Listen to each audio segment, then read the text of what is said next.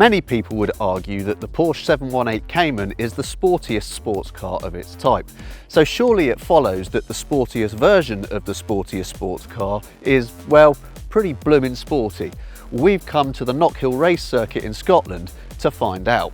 So what is it that makes the all-new 718 Cayman GT4 the most hardcore, most track-focused Cayman of them all? Well, there happens to be a range of different things. First of all, you have an improved aero package which provides 50% more downforce than on the previous GT4, due in no small part to the massive fixed rear wing, but without any increase in aerodynamic drag. And underneath all those fins and skirts sits a bespoke chassis that uses the same mid-engine rear drive layout as all other Caymans, but that also features various parts taken straight from the amazing 911 GT3. The GT4 also sits 30mm lower to the ground than the regular Cayman, and it also comes as standard with a 2-stage adaptive suspension system, a limited slip diff, torque vectoring, high performance brakes, you name it. Perhaps the biggest news for Cayman fans though will be the engine.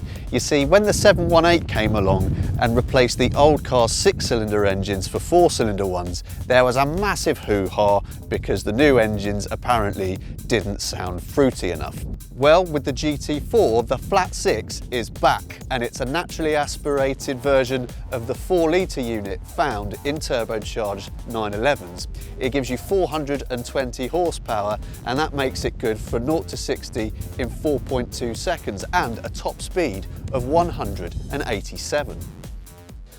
Climb inside and you'll find that the GT4 feels suitably racy. You've got swathes of Alcantara trim, contrasting stitching, motorsport derived fabric door pulls instead of proper door handles, and very affectionate sport seats that wrap you up and hold you tight around all the corners. You will notice, however, that this particular car doesn't have a radio or a sat-nav, but don't worry, you do get one as standard. It's just that you can choose to remove it as a no-cost option if you want to save weight.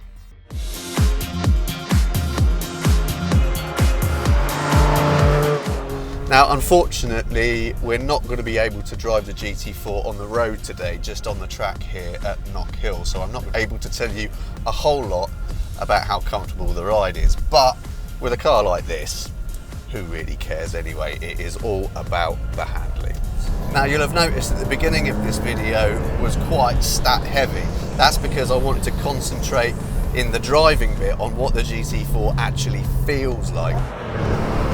Well, I mean, there you go. As soon as you accelerate hard and get the taps open a little bit, you can immediately hear the difference with the noise. It doesn't sound like a 4-cylinder hot hatch anymore. That 6-cylinder boxer engine gives off a really nice metallic scream, and it just gets more and more engaging the harder you work it. That, if nothing else, should shut the critics up.